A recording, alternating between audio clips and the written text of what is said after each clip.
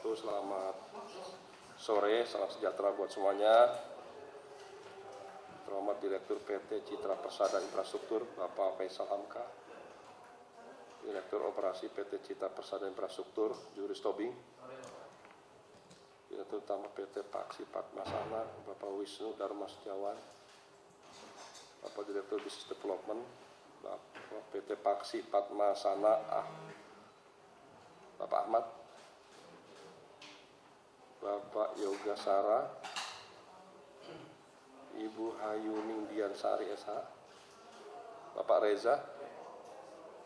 Saya didampingi Kepala Dinas Perhubungan Bapak Saprin Lipoto, Kepala Badan Pelayanan Pengadaan Barang dan Jasa BPBJ, Bapak Blesmianda.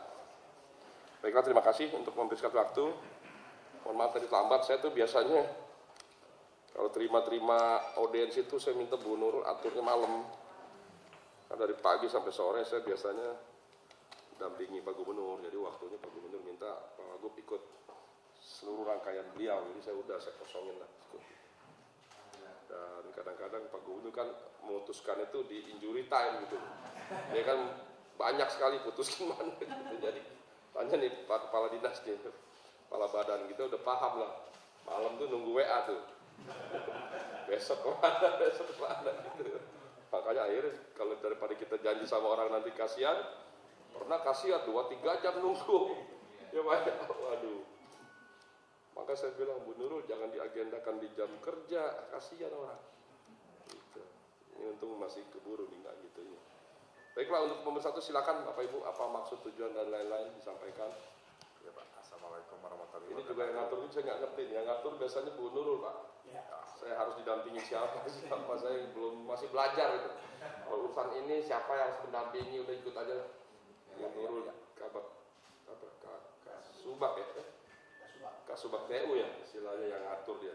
Ya. Silakan. Ya, Assalamualaikum warahmatullahi wabarakatuh. Terima kasih Bapak Wagub, Bapak Kepala Dinas Perhubungan dan juga Kepala BPBJ. Mungkin nggak perlu saya perkenalkan lagi karena tadi mungkin udah tahu dari masing-masing PT-nya Pak. Mungkin supaya menghemat waktu, kita langsung mulai aja presentasi dari tim kami. Bapak Juri silakan. Baik, terima kasih Pak Faisal. Selamat sore Bapak Wakil Gubernur dan beserta jajaran Pak Syahril, Pak Bles. Mohon izin Pak, hari ini terima kasih sudah menerima Pak. Mungkin hari ini kita bagi dua Pak sesinya. Pertama sesi mengenai ERP. Jadi mungkin izinkan kami secara singkat mempresentasikan sedikit tentang ERP. Baru nanti sesi yang kedua lebih mengenai konsorsiumnya, siapa aja dan siapa kami Pak. Mungkin untuk sesi pertama dari tentang ERP ini akan dipresentasikan oleh Pak Ahmad, salah satu dari konsorsium kami. Silakan Pak Ahmad. Baik, terima kasih. Assalamualaikum warahmatullahi wabarakatuh. Yang kami hormati Pak Wakil Gubernur beserta jajaran, Pak Kadis dan Pak Kepala BPBJ, rekan-rekan anggota konsorsium yang saya hormati dan Bapak Ibu yang kami hormati juga.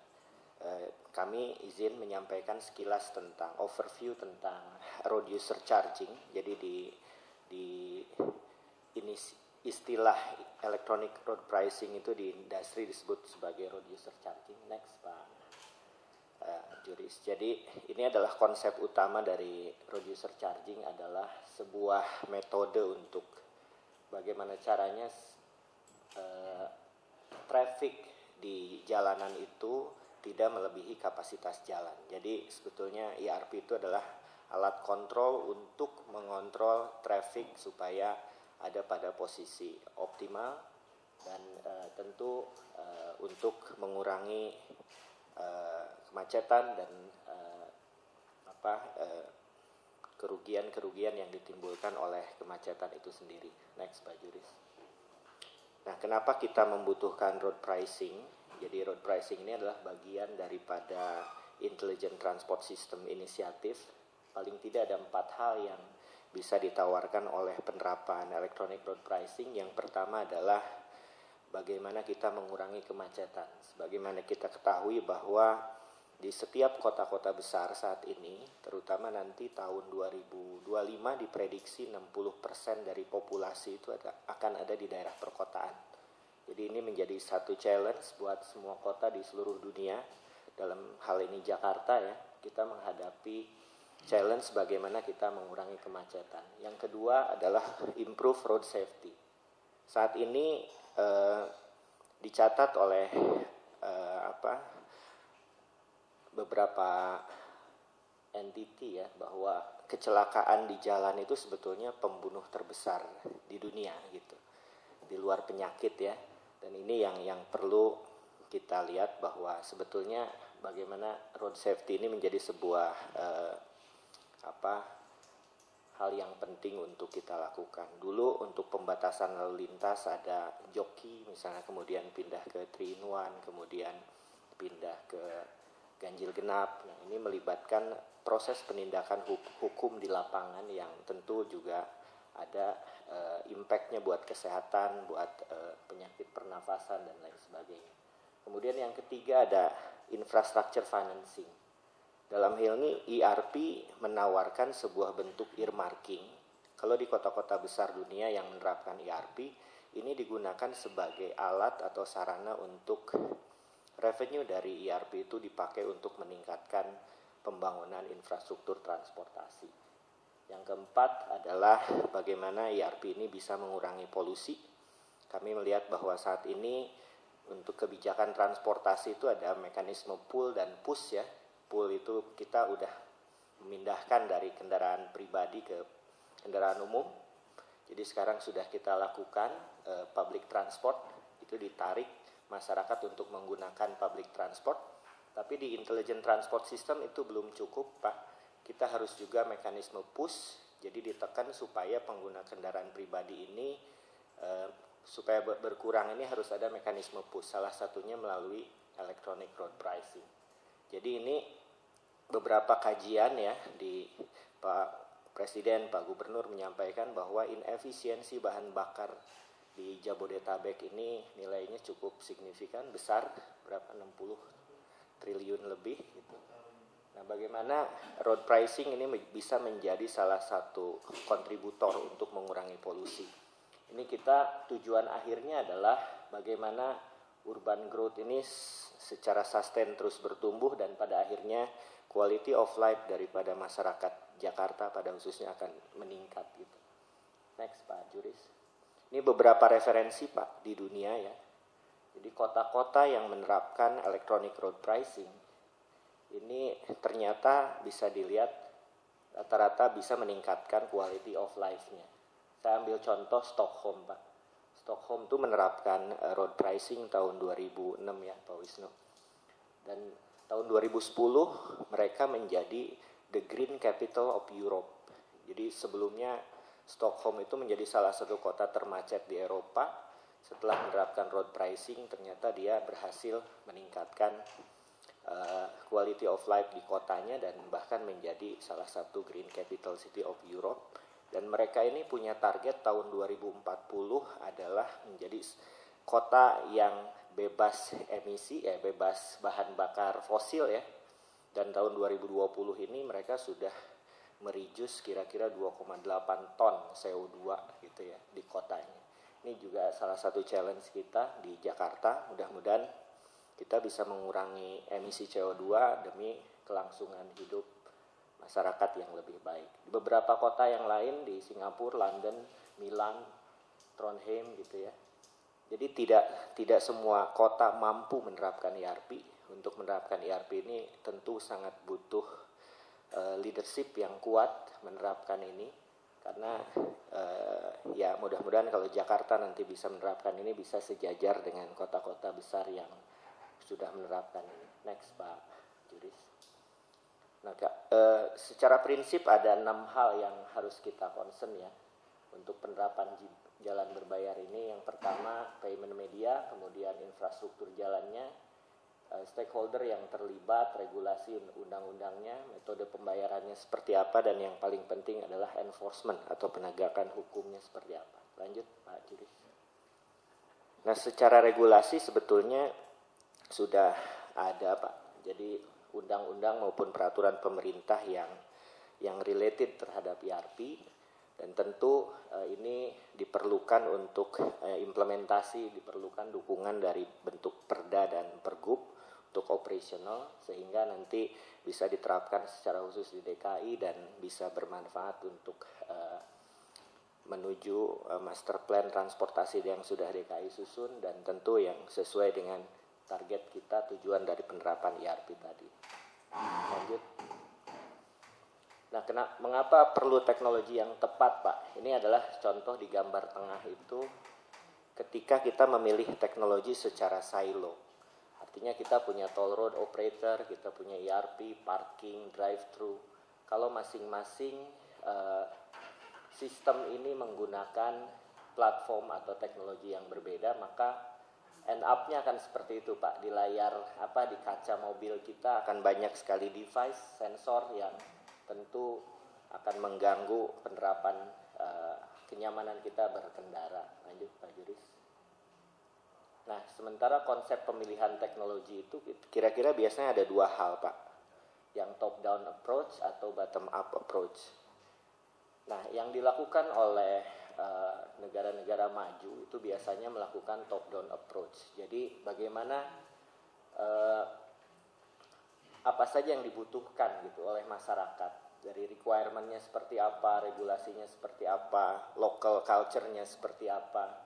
Ini apakah butuh multi-lane free flow, mau pakai gate atau tidak, high speed atau tidak, kondisi plat nomor di Indonesia misalnya saat ini seperti apa, dan lain-lain. Banyak sekali yang harus dicek terlebih dahulu. Nah, sementara ada juga yang menerapkan bottom up. Jadi mereka ditentukan teknologinya, produknya, sehingga requirement-nya menyesuaikan dari produk yang dipilih. Ini tentu tidak akan sustain ke depan.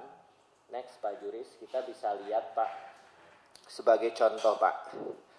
Kebetulan saya background dari industri telekomunikasi, Pak, sama dengan Pak Wisnu dulu. Ketika tahun 95 ya, pemilihan teknologi GSM di Indonesia gitu. Waktu itu ada teknologi CDMA, AMPS, dan lain sebagainya. Akhirnya waktu itu pemerintah memilih teknologi GSM untuk mobile communication seluler karena ada dukungan standar internasional yang disepakati oleh seluruh dunia, oleh banyak sekali pihak dari academician, bisnis, industri, community. Mereka ikut terlibat untuk membangun standar. Nah, apa yang kami lakukan dengan ERP, dengan teknologi Sandy SRC ini adalah standar yang memang sudah dilakukan di reference tadi. Artinya kita tidak reinventing the wheels, tidak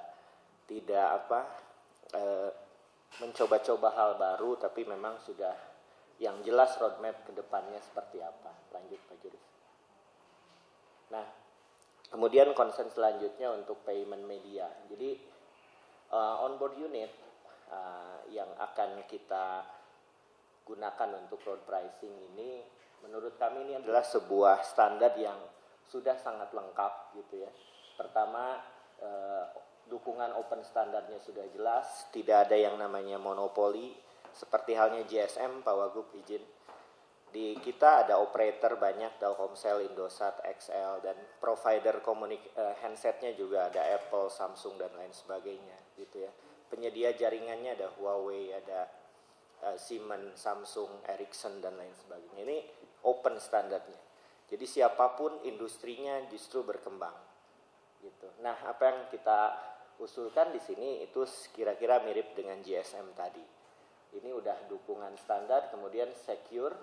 Ini security-nya juga multi-layer, hampir sama seperti halnya credit card atau industri finansial, karena ini juga bisa digunakan sebagai alat pembayaran. Kemudian interoperability, artinya kalau nanti di ERP ada antenanya, support dari mana, OBU-nya dari mana, itu bisa berkomunikasi. Jadi tidak ada penguncian tertentu yang dimana hanya satu vendor yang boleh ikut dan lain sebagainya. Kemudian reference ini juga sudah dilakukan di banyak negara, di Eropa, US, Australia, di Asia Tenggara, kemudian di Cina, Korea, Jepang juga sudah banyak digunakan. Kemudian serve as identity. Ini alat ini bisa juga digunakan sebagai identitas kendaraan, Pak. Jadi kalau kita punya KTP, kalau kendaraan punya identity ini OBU sebagai ERI, Electronic Register. Jadi nanti bisa berfungsi sebagai STNK atau BPKB yang jadi pengenal kendaraan. Kemudian regulasinya, Kementerian Kominfo sudah menentukan juga regulasi untuk Dedicated Short Range Communication ini. Artinya ketika kita menerapkan tentu sudah comply dengan aturan yang ada di Indonesia. Lanjut Pak Judis. Nah, untuk infrastrukturnya sendiri ini beberapa reference yang kami lakukan di Gothenburg dan di Stockholm.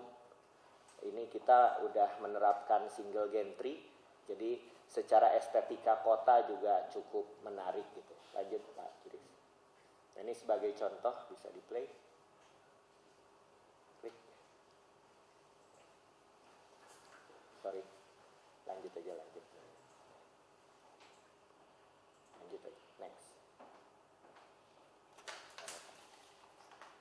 Nah, alatnya sendiri sebetulnya ada di lokasi itu ada NPR kamera dia untuk baca plat nomor, kemudian laser scanner untuk mendeteksi jenis kendaraannya apakah dia truk, bus ataupun kendaraan kecil, ada antena dan land controller untuk bisa monitor ya. Jadi nanti kita akan capture plat nomor dan juga profil daripada kendaraannya untuk juga dimasukkan atau dikoneksikan dengan sistem enforcement di kepolisian. Lanjut. Nah, stakeholdernya siapa saja di ERP itu? Yang pertama adalah tentu pengguna itu sendiri, kemudian service providernya, penyedia layanan pembayarannya, kemudian ada operator ERP sendiri dan interoperability management, sehingga nanti kalau memungkinkan setiap ruas misalnya dikelola oleh operator yang berbeda, nyambung dengan ekosistem parkir, jalan tol, drive-thru, ini tentu akan nyambung Pak. Ini untuk memudahkan nanti dan ekosistem juga akan tumbuh dengan lebih cepat. Lanjut Pak.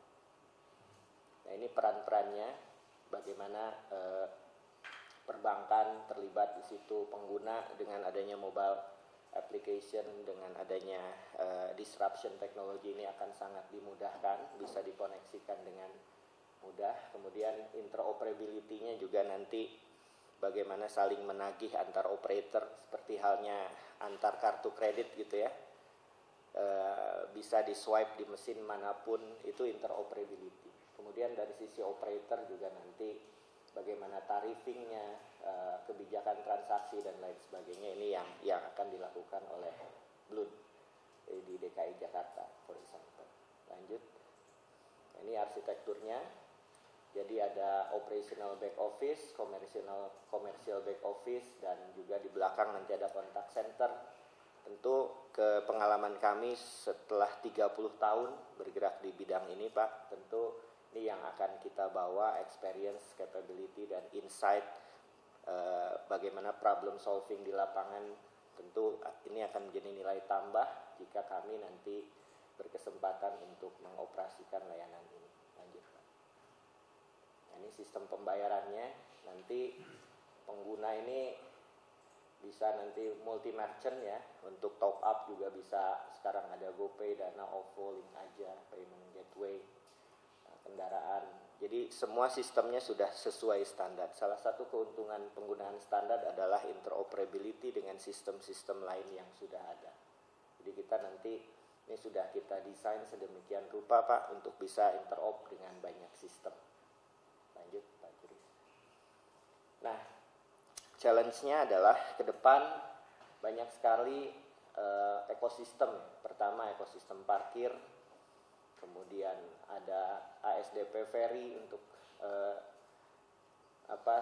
di penyeberangan antar pulau, kemudian ada di jalan tol multi-lane free flow, ada drive-thru, McD, Starbucks di rest area, kemudian isi bensin, dan ERP sendiri bagaimana nanti ke depannya ekosistemnya, akankah masing-masing atau convergence?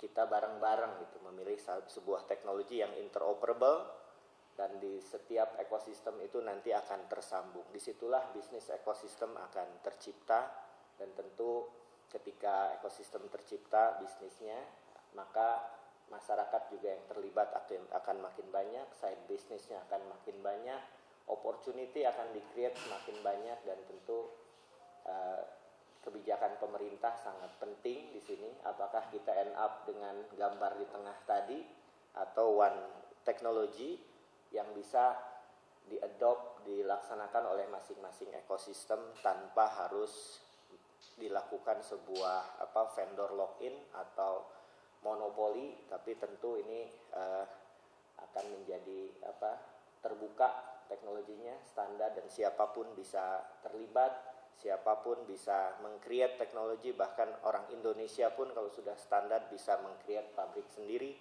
teknologi sendiri, dan akhirnya kita bisa sejajar dengan kota-kota lain di dunia. Lanjut Pak Juris. Next. Udah, mungkin Pak itu yang bisa kami sampaikan sebagai gambaran umum tentang ERP.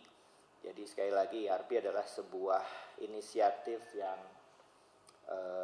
sangat strategis bagi sebuah kota gitu ya. Jadi revenue nanti bisa digunakan untuk subsidi MRT, busway, pedestrian, kemudian kesehatan masyarakat, sepeda, jalur sepeda, dan lain sebagainya. Ini saya kira sebuah hal yang potensial untuk bisa dilakukan, dan kami sebagai penyedia teknologi tentu sangat berkomitmen untuk bisa mendukung kelangsungan program ini, karena kami juga bagian dari masyarakat DKI Jakarta yang mengharapkan hidup lebih nyaman, hidup lebih produktif di jalan, dan tentu akhirnya insya Allah bangsa kita akan sejajar dengan bangsa-bangsa lain. Terima kasih. Assalamualaikum warahmatullahi wabarakatuh. Ya, terima kasih Pak Ahmad. Izin Pak Wagub, mungkin sesi yang kedua ini mengenai konsorsium Pak, mengenai kami. Jadi izinkan kami sedikit memperkenalkan diri Pak tentang konsorsium kami. Jadi kami ini bertiga di sini Pak, dengan pengalaman masing-masing, yang insya Allah kami dengan pengalaman kami bisa berkontribusi masing-masing di bidangnya untuk mewujudkan ERP di Jakarta. Untuk Citra Persada Infrastruktur Pak, ini kemudian Pak Dirutnya langsung Pak Faisal Hamka. Jadi CPI itu kalau kita singkat Citra Persada tuh masih anak perusahaannya CMNP Pak, CMNP TBK, salah satu prosesor jalan tol yang cukup tua di DKI Pak. Kita udah dari tahun 87.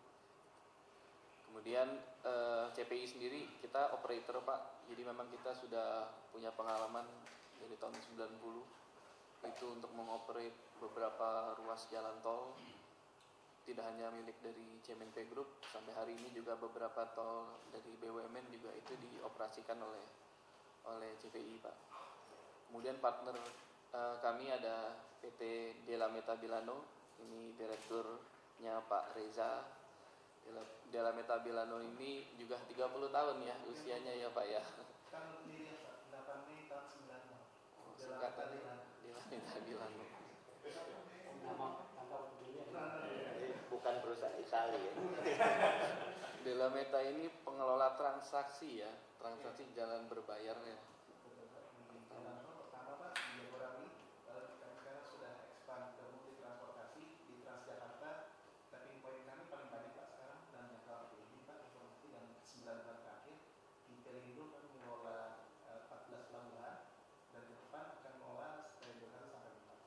Nah itu sebagai referensi kami Pak untuk pelaksanaan sendiri, seperti yang tadi Pak Juri sampaikan, lebih dari 1 miliar kali transaksi per tahun kami kelola, dan sudah diizinkan di Indonesia. Jadi itu yang menjadi kredensial. Makasih Pak Reza. Kemudian ini juga 90% semua produksi manufaktur peralatan ya Pak Reza diproduksi dengan dalam negeri Pak. TKDN di atas 60%. Dan izin untuk informasi Pak, kita juga ada inisiasi untuk ekspor di bulan Januari dan Februari untuk mengekspor peralatan transportasi. Nanti ke depan juga mungkin di Sambungan Transjakarta Pak, misalnya ada permintaan untuk tap pinpoint dari Hongkong Pak. Nah itu menjadi kebanggaan dari Pemprov juga, dari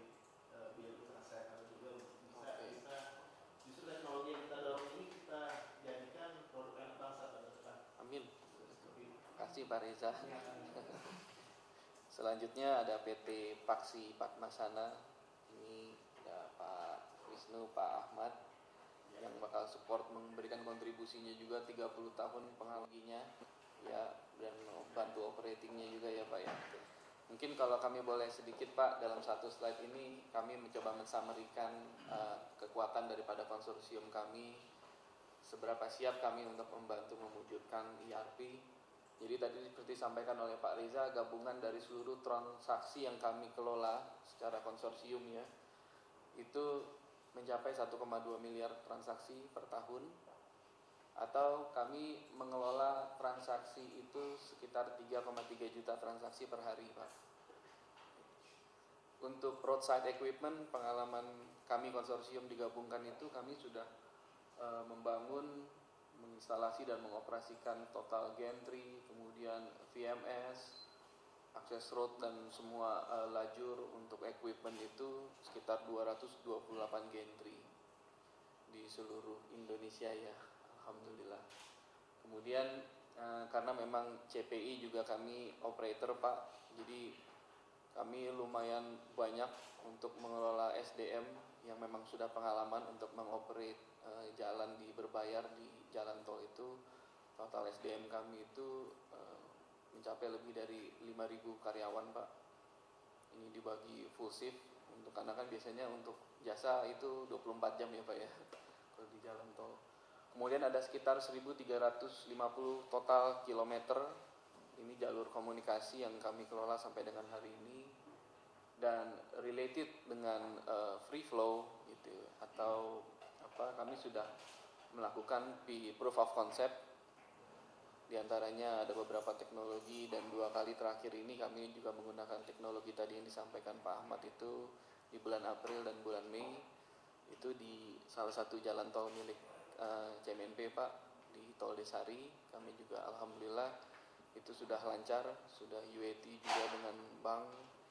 Jadi insya Allah kalau barriernya diangkat, kita bisa go free flow seperti di ERP Pak. Kemudian dari sisi finansial, kemampuan finansial kami digabungkan secara konsorsium. Ini total aset kami ada di sekitar 15,7 triliun Pak. Itu kemudian ini yang tadi kami sampaikan di awal. Jadi kalau digabung-gabungkan, ya pengalaman kami insya Allah bisa kami sumbangkan Pak dengan sepenuh hati untuk mewujudkan ERP. Dan mungkin dari secara funding ini yang besar ini dari salah satu grup kami Pak di CMNP.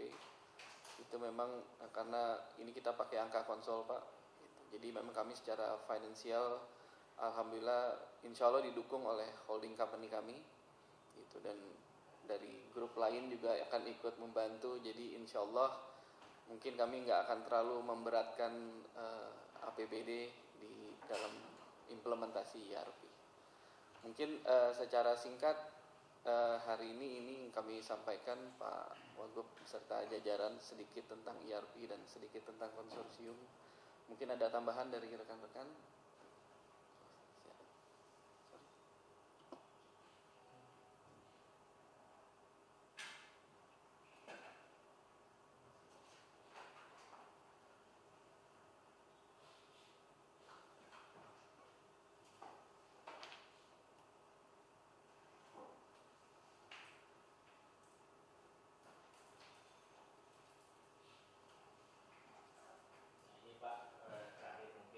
Sebagai gambaran sistem yang ERP yang kita propose, nanti setiap kendaraan yang lewat itu akan di capture plat nomor depan dan belakang, dan onboard unitnya dibaca.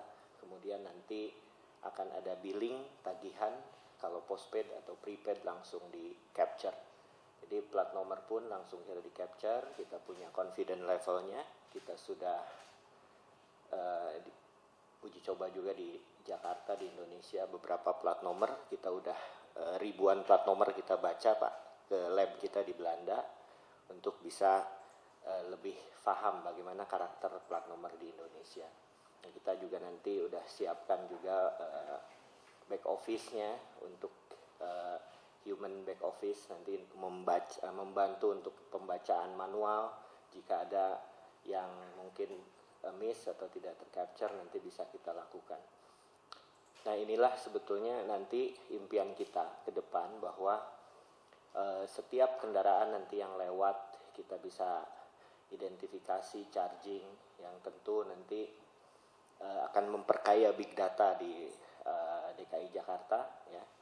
Dan tentu nanti untuk di sub mungkin akan bisa digunakan juga untuk traffic planning, traffic management, dan untuk kepolisian juga digunakan untuk data enforcement. Ini tentu akan sangat bermanfaat buat tata kota atau city planning ke depan, bagaimana traffic, manage traffic, bagaimana ngatur misalnya di jam-jam tertentu mungkin ketika trafficnya padat nanti bisa kita naikkan tarifnya, atau di border area Jakarta nanti kalau koridornya udah banyak itu bisa diatur manajemen trafficnya Pak. Itu mungkin tadi yang sempat terlewat belum kami sampaikan. Terima kasih. Terima kasih Pak Ahmad. Mungkin sementara dari kami presentasi hari ini seperti itu Pak. Mohon arahan selanjutnya dari Pak Wakil Gubernur supaya IRP ini mungkin dapat kami bantu untuk implementasi. Terima kasih Pak. Wassalamualaikum. Ya, terima kasih ya dari ininya, presentasinya sangat baik. Namun memang saya terus terang belum mengikuti secara khusus atau mendalam soal IRP. Saya pernah dulu zaman siapa ya Pak? Zaman pokok yang mulai Pak ya? Zaman siapa dulu mulai dengar penggunaan IRP? Oh, udah mulai ya?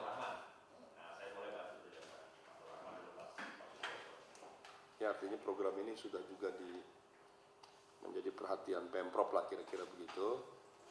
Ya, di banyak negara kita tahu memang sudah banyak digunakan. Saya tidak tahu masalahnya apa. Sampai sekarang kita belum jadi-jadi. Yang pasti memang kita perlu satu cara untuk bisa mencari terobosan dalam rangka pengendalian ya. Pengendalian, pengelolaan, pengaturan daripada transportasi di ibu kota yang kita banggakan ini.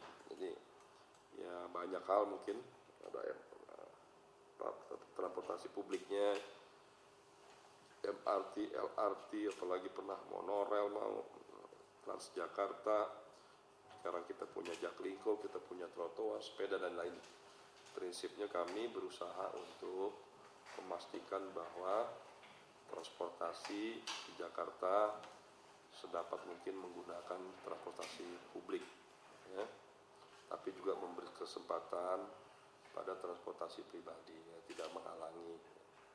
Tapi semua harus diatur sedemikian. Kita ingin Jakarta seperti kota-kota besar di dunia, orang nyaman menggunakan transportasi publik, tidak hanya tersedia, lengkap, tepat waktu, tapi juga murah, berkualitas, bersih, dan sebagainya. Itulah harapan kita ya. Karena jumlah penduduk makin. Yang kedua ya,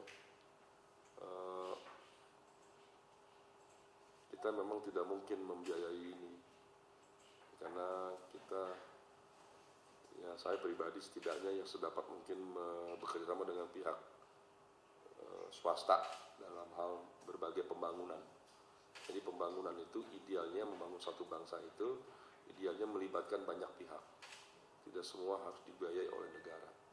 Negara itu idealnya membuat kebijakan, harus membangun partisipasi publik, partisipasi swasta dan partisipasi dunia usaha dan semuanya. Negara itu harus membuat kebijakan yang berpihak pada kepentingan masyarakat banyak, masyarakat umum, masyarakat kecil, kira-kira gitu. Makanya transportasi publik itu menjadi pilihan yang tepat di semua negara di dunia ini. Nah, terkait IRP sebagai satu teknologi, sekiranya ini sudah proven ya di semua negara. Cuma memang nanti mungkin Pak Kadis yang tahu nih perkembangannya sampai di mana. Saya cuma pernah dengar katanya ada lelang lah sampai ke pengadilan lah, inilah itulah gitu ya. Saya juga belum tahu nih kewenangannya ada di mana, nanti Pak Kadis nanti menjelaskan. Apa kewenangannya di kami, apa di BUMD atau di mana ya. prinsipnya apapun, nanti masalah bottleneck dan lain-lain kita akan coba carikan terobosan ya. Di masa Covid ini justru hal-hal begini ingin kita dorong ya, partisipasi duk swasta, karena kita tidak punya anggaran yang cukup di APBD. Tapi kan teknologi berkembang sangat cepat gitu ya. Berapa waktu sempat singgung sama Pak Gubernur masalah-masalah kita, sampah, ITF, IRP, LRT dan lain-lain gitu ya. Pak Gubernur sempat singgung tuh, katanya ada teknologi baru dengan gadget begitu, pakai satelit cukup lah gitu, jadi nggak perlu pakai gate gitu ya. Saya nggak ngerti apakah itu udah ada ya. Sejauh ini saya juga nggak sempat mendalami Pak Gubernur informasi di mana, seperti apa, negara mana gitu. Tapi secara logika dimungkinkan rasanya. Kita kan semua sudah pakai gadget tuh bisa itu. Tapi mungkin ada plus minusnya, mungkin nanti kita bisa diskusi lah semuanya ya. Ya, teknologi kan memang sekarang berkembang cepat. Dulu kita pakai pager kayaknya bangga bener. Kapan itu? Pengen nongol-nongol di sini kan? Kayak hebat bener ya. Nah, bunyi lagi titik, wah keren banget ya kan? Panggilan kan? Sekarang kita malu kalau bawa pager. Dulu jadi kebanggaan, sekarang jadi kelihatan bodoh gitu pakai pager. Itulah teknologi betapa cepat ya, berubah, berevolusi, dan jangan ketinggalan lah kira-kira gitu. Sementara itu gambaran saya, mungkin Pak Kadis bisa menjelaskan. Saya ini belum sempat, sama Pak Kadis saja belum sempat minta di sub atau dinas-dinas di sini paparan tentang perhubungan, paparan tentang ini, apalagi soal sampah belum sempat, soal banjir belum sempat. Saya baru ngikutin semua kegiatan Pak Gubernur, baru agak masuk sedikit soal banjir saya. Karena kita nggak anggaran, saya usul Pak Gubernur, Pak kita harus ada terobosan, maka saya sedang mencoba membantu Pak Gubernur gimana mengatasi banjir dalam suasana kita nggak punya APBD. Nah, baru itu aja, belum sempat ngurusin macet di transportasi ini. Silakan Pak Kadis. Terima kasih Pak. Assalamualaikum warahmatullahi wabarakatuh. Yang sama-sama kita hormati Pak Ahmad Riza Patria, selaku Wakil Gubernur Provinsi DKI Jakarta, Kepala Badan Pengadaan Barang Jasa Provinsi DKI Jakarta, dan ini Pak Direktur Utama PT CPI dan para Direktur Utama yang lainnya yang saya tidak bisa sebutkan satu persatu. Terkait dengan IRP kami laporkan bahwa IRP sebenarnya sudah masuk di dalam pola transportasi makro. Tadi disebutkan di zamannya Pak Setioso tahun 2004 kemudian diluncurkan BRT Transjakarta dalam PTM. Termasuk di dalamnya rencana implementasi IRP yang menjadi push strategi dalam penanganan transportasi Jakarta. Tapi kemudian seiring berjalan waktu, IRP baru mulai digagas kembali tahun 2015. Bahkan sudah dibentuk unit pengelolanya, dan alhamdulillah Pak Wagub sampai saat ini belum juga terrealisir. Kenapa demikian? Karena kita banyak pengawasnya Pak. Begitu ada regulasinya sudah jelas dalam undang-undang, kemudian PP, bahkan di dalam PP 97 sudah nyata dijelaskan bahwa terkait dengan retribusi pengendalian lalu lintas. Tapi memang dalam pelaksanaan di lapangan ada beberapa regulasi yang ternyata miss, karena contohnya kita di 2015, 2016 bahkan terakhir 2019 kemarin prosesnya kita masih menggunakan istilah jasa layanan. Jadi dikenakan tarif jasa layanan yang otomatis itu bertabrakan dengan PP 97 tahun 2012, di sana disebut retribusi pengendalian lalu lintas. Nah, oleh sebab itu kemudian dilakukanlah uji Pak Gubernur meminta kepada Kejaksaan untuk melakukan review terhadap pelaksanaan, dan dari sana dihasilkan bahwa agar program ini sustain, jadi tidak hanya terimplementasi secara cepat, tetapi dalam pelaksanaannya dia berkelanjutan, maka ini harus direview keseluruhan dokumen. Dan kami melakukan saat ini sedang dalam tahap review dokumen Pak Wagub, termasuk di dalamnya penyiapan legal aspek di level daerah. Karena dalam pelaksanaan sebelumnya kita belum punya peraturan daerah. Nah sekarang berkat Pak Wagub, peraturan daerah kita coba dorong dipercepat. Paralel dengan itu kami sedang menyiapkan kaji ulang terhadap dokumen teknis yang sudah dilakukan sebelum-sebelumnya. Memang jika kita melakukan komparasi terhadap seluruh teknologi yang ada, ini tentu tidak akan apple to apple. Karena ada DSRC, ada yang menggunakan RFID, dan seterusnya. Sehingga karakter ini yang kemudian sekarang sedang kami dalami Pak Gu, didalami oleh konsultan, yang kita harapkan setelah ini selesai nanti akan kami laporkan untuk persiapan pelaksanaan ke depan. Tapi prinsipnya sesuai dengan opini yang disampaikan oleh Kejaksaan Agung dalam hal ini Jamdatun, bahwa terkait pelaksanaannya tidak hanya dilihat dari aspek teknis, tetapi harus dilihat dari legal aspek yang ada seperti apa, kemudian ini didudukan dalam proporsi daerah. Ini yang pada pelaksanaan sebelumnya terlewatkan mungkin, dan sekarang ini yang sedang kami kejar untuk dipenuhi. Terkait dengan dokumen teknisnya, ini masih dikaji lebih lanjut oleh konsultan Pak. Demikian saya laporkan Mas.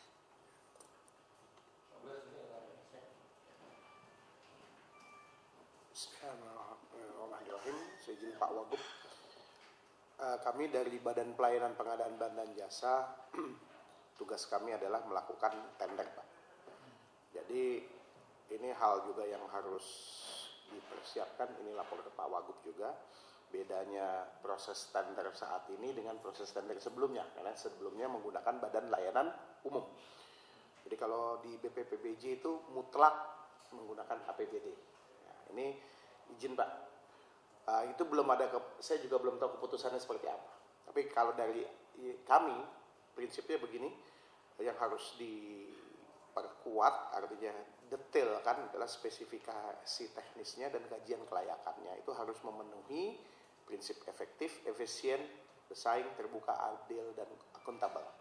Jadi prinsip ini yang harus dipenuhi. Yang kedua, value for money. Ini harus tegas. Apakah ini jasa layanan? Apakah ini pengadaan konstruksikah atau pengadaan barangkah? Kalau tender kan seperti itu. Kemudian dari konsep ini semua yang tadi disampaikan oleh Pak Wagub, apakah ini murni APBD ataukah PPP atau KPBU, Public Private Partnership atau kerjasama pemerintah dengan badan usaha. Ini yang kita tunggu dari Dishub Pak ya. Jadi poin-poinnya harus tegas. Jangan sampai nanti waktu dibawa ke kami, misalnya diputuskan, kalau kami memang hanya APBD, begitu diputuskan ini APBD katakan, oke, ternyata begitu dikaji oleh tim review, jadi kita biasanya nanti ada rencana umum pengadaan, begitu dilihat, loh ini kok nggak masuk misalnya, dan seterusnya. Saya tidak masuk ke ruang lingkup teknis, karena teknis itu silakan di Pak Safrin ya, di Dinas Perhubungan. Kami hanya dari sudut tendernya saja. Nah tentunya apakah memang ini layak ditender atau tidak, itu yang menjadi pertanyaan kami kan begitu. Misalnya artinya layak dibuat tender, misal ketentuan-ketentuan peraturan perundangan, misalnya di sini saya lihat ini kelihatannya kan ini the first time in Indonesia, berarti teknologinya ada dari luar negeri semua. Nah, berarti salah satu persyaratannya adalah dia harus menggandeng perusahaan dalam negeri, penyedia dalam negeri. Nah, apakah itu nanti sifatnya prinsipal, ataukah distributor, ataukah reseller, itu harus tegas. Tadi saya lihat di sini konsorsium bla bla bla bla bla, ya itu masih belum menggambarkan sebenarnya siapa sih pemilik teknologinya, itu yang kita kejar. Jangan sampai nanti kita tender memutuskan katakanlah PTA sebagai pemenang atau konsorsium PTA sebagai pemenang, tetapi ternyata dengan dengan pabrikannya tidak ada hubungan sama sekali dan seterusnya. Ini fatal. Dan ini sering terjadi di Indonesia hal-hal yang begini. Karena ini adalah teknologi yang murni import dari luar negeri. Itu saja yang bisa kami sampaikan Pak Wagub. Terima kasih.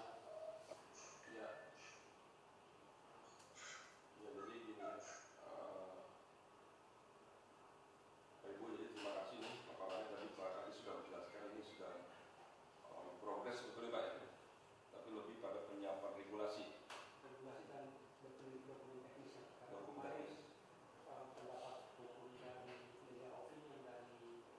Kejaksaan.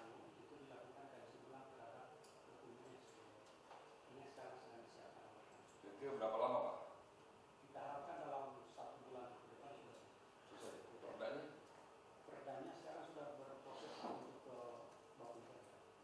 Belum sampai ke DPD dulu? Belum, masih surat pengajuan untuk ke sana sedang terbang. Kira-kira di DPD kapan? Kira-kira?